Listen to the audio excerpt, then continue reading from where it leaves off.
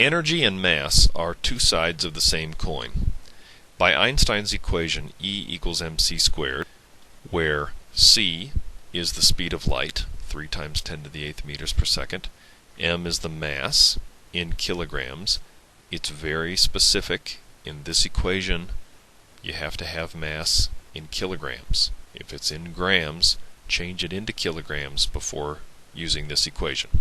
And E is the energy in joules. It turns out, strange as this may seem, that when a system loses energy, it also loses mass. It doesn't lose much mass because of this huge constant, 3 times 10 to the 8th meters per second, and that's squared in terms of a proportionality constant. But when a system loses energy, it loses mass.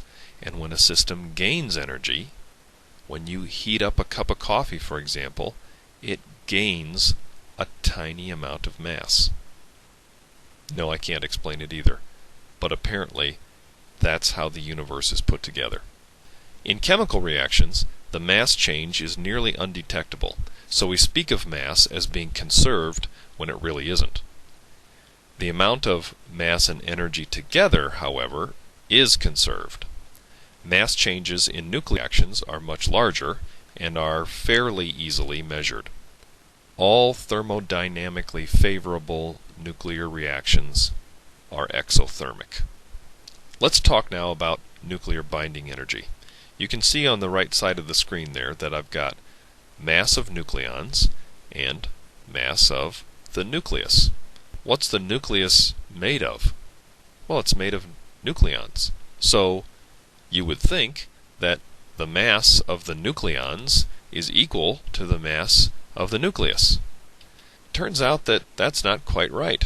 Actually, the nucleons, when they aren't in the nucleus, if they were separated, massed independently, and then you add up their masses, actually weighs more than the mass of the nucleus.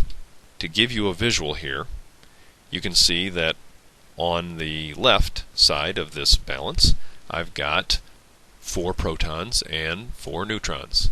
And on the right, if you look closely, same 4 protons, same 4 neutrons, but it turns out that when those nucleons are separate, their collective mass is more than when they're bonded in a nucleus. So here's my little mnemonic for helping me remember and helping my students remember which weighs more. When the nucleons are separate, they're heavier, tighter, lighter. In other words, when they're tightly bonded together, they're lighter. Separate, heavier, tighter, lighter. Hopefully that'll help you remember that when nucleons are separate, they're heavier, and when they're tighter, they're lighter. Which brings us to the mass defect.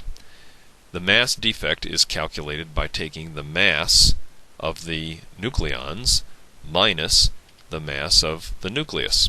In other words, you calculate the mass defect by taking the separate, heavier number minus the tighter, lighter number. Sometimes the mass defect is also called the mass deficiency. That actually makes a lot more sense, the deficiency of mass, but apparently there are too many letters there, so we shorten it to mass defect. The missing mass has been converted into what we call binding energy, which is used to hold the nucleus together. By Einstein's equation, this mass that somehow comes up missing has been converted into energy that holds the nucleus together. In a later lesson, we're going to need some of these numbers, and these are the masses of neutrons and protons and electrons. We're not going to use those in this lesson, but they will come up, and here they are for reference in case you ever need them. We use the mass defect, E equals mc squared, and the number of nucleons to calculate the binding energy per nucleon, which I'm going to abbreviate capital B, capital E /N. A large value of binding energy per nucleon means great nuclear stability. And that only makes sense. If the binding energy per nucleon is very large, then those nucleons are held together very strongly, and the nucleus is going to be stable. The value of binding energy per nucleon, these have been tabulated for all isotopes, as far as we know, and the largest is for iron 56, which means that larger than iron 56 nuclei could decay or could undergo fission, which is the process of nuclei cracking into smaller bits, and smaller than iron 56 nuclei can undergo the process of nuclear fusion. Both fission and fusion are exothermic. Let's summarize. According to Einstein's equivalence of mass and energy, E equals mc squared, an energy change is a mass change in both nuclear and chemical processes. Mass changes are easier to detect in nuclear processes than in chemical ones, simply because the energy changes are so much larger.